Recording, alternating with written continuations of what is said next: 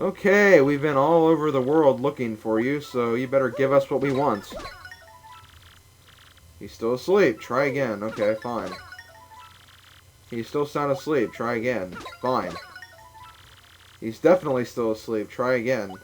I can keep doing this all day, General White. You better wake up. He's still signing logs. Try again. It's getting irritating. You couldn't be more asleep. Try again. Fine. He's counting sheep. Try again. Wake up! He woke! Ah, nah, he's still asleep. Try again. Stupid game. Now the game's even taunting me for crying out loud. Okay, General White, we could do this all day, as I said earlier. Wake up! Thank you. That took like a million years. Not just to wake you up either, just to find you for crying out loud. Well, too bad. I don't care what you want. I care about what I want. I care about what the fans want. The fans want progress. The fans want to see what happens when we finish this game.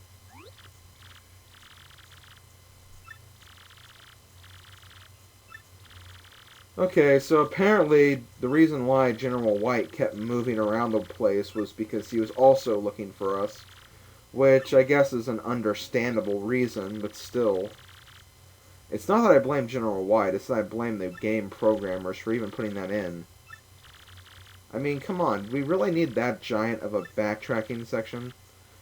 I think it would have been more interesting if, like, throughout the game you could actually get hints of where he actually is in the end. And then, like, I don't know, use that if you've actually been paying attention to find out where to go and what to do. Instead of just, you know, going from place to place like they tell you to. Okay, so what follows next is a very large cutscene, I believe.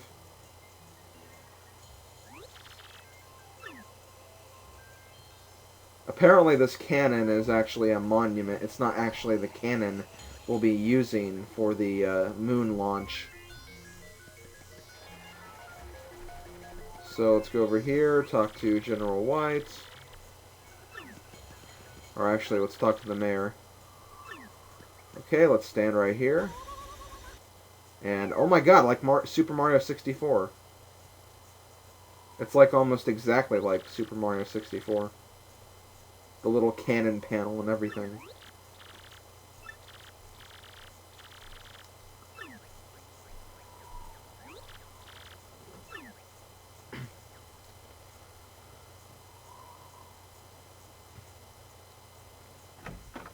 General White and his helpers are going back to their little bunker over here. Apparently this is where they control the cannon.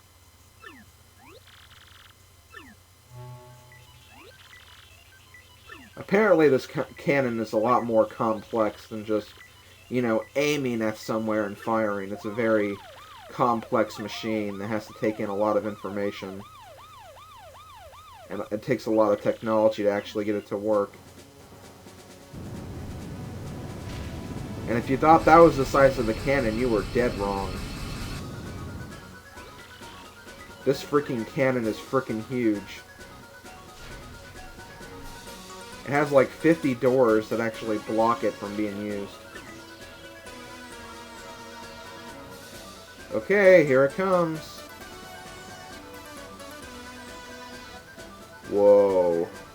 Look at that cannon. Dude, that's like bigger than the actual village. Like if you put all the houses in the village together, then like that wouldn't even equal the size of that cannon.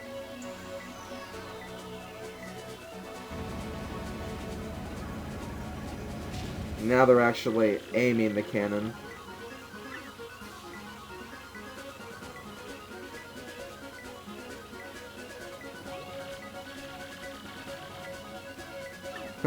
I also like how they kind of adjust for the wind and elevation as well.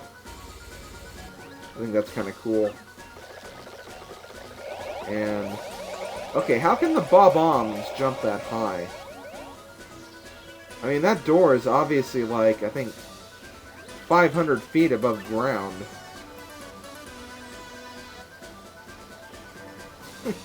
I love how they're making explosion noises while they're like in the cannon before it's even supposed to fire and before the hatch door is even closed. But here we go. It's time.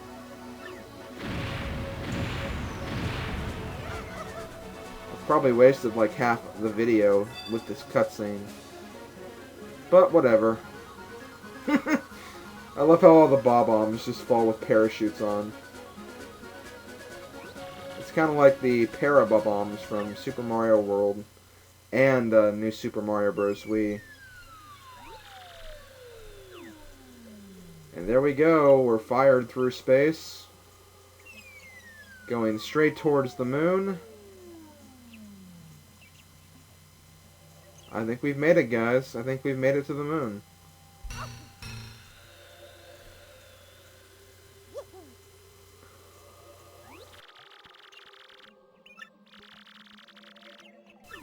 No more walking around aimlessly looking for items. No more doing stupid backtrack quests for other characters in the game. It's all downhill from here. We're on the moon. All we have to do is find the X-Naut base and take out all the X-Nauts and complete this game. On the moon, you'll find a few bombable rocks. Some of these rocks contain items. The first one you can get is a stopwatch. I believe you can also get a Volt Shroom, a Ruin Powder, a Power Punch, and a Courage Shell. I'm going to not really go for the items because I don't know if you've actually noticed this or not, but I'm not really much of an item user. I only use them when I absolutely have to. And I tend to focus more on getting HP and FP restoring items rather than actual attack items and status element items. Here we have our first enemy battle versus the Moon Cleft. Another variation of the Cleft, which we've fought many times before. The Moon Cleft, not really that much different about them. They're pretty much just like normal Clefts, but they have more defense, attack, and HP. Let's actually find out here in a second. Okay, a Moon Cleft, basic Cleft, 6 HP, 5 attack, and 5 defense. Not really that hard to take out, so I'll just use a few Quake Hammers and a few jumps here and there, and I should be okay. If the moon doesn't take out the Clefts first. And if the buckets don't take out the Clefts first. Wow. Oh, I got kind of lucky with the stage right there. Okay, so there we go there. I think in that rock is the Volt Shroom if you want to get it, but I'm not going to worry about it. Okay, apparently Mario is a lot slower on the moon than I would like him to be, so I'm going to go ahead and switch to Chuck right here, so I can move around a lot quicker than I normally can. When you're riding the Yoshi Kid, the Moon Clefts actually can't catch up with you. If you're not riding the Yoshi Kid, they can actually catch you pretty easily, so it is recommended if you want to avoid the Moon Clefts to take out the Yoshi Kid. Under this rock we have apparently nothing, so that was kind of pointless. Let's go ahead and switch back to Chuck. And let's avoid these Moon Clefts. Aw, crap. Okay, get away, get away, get away. Oh, great, I have 3 Moon Clefts. No, 4! I have 4 Moon Clefts chasing me. Okay, thankfully I made it, though. In this room, we actually have a new enemy. This is another enemy that we've fought before, but it's a different variation. A stronger variation of the one we fought before. Let's see if I can go ahead and attack first. Okay, I missed. I missed. Aw, damn it, I got hit first. Okay, these enemies are called, I think, the Z-Yucks.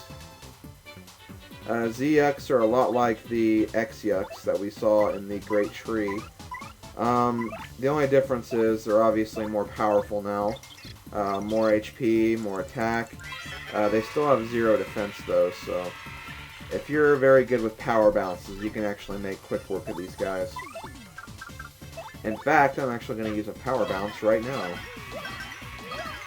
Hooray! That's probably the best power bounce you're going to see out of me throughout the entire chapter. Okay, so whenever they attack, afterwards they will form a mini version of themselves that will act as an impenetrable shield. So you have to kill the little guys before you have to attack the big guys. I went ahead and tattled the little guy just because I'm a tattle perfectionist in this game. And of course, since I did that, he's going to attack and then get his shield back up again, which is kind of annoying, but I'll deal with it. Take that. And let's do another power bounce for good measure, just to get rid of him. I think I could technically do a spring jump as well, but I'm not going to worry about it. There we go, enemy defeated. Let us move on, collect our star points, and try to find this base.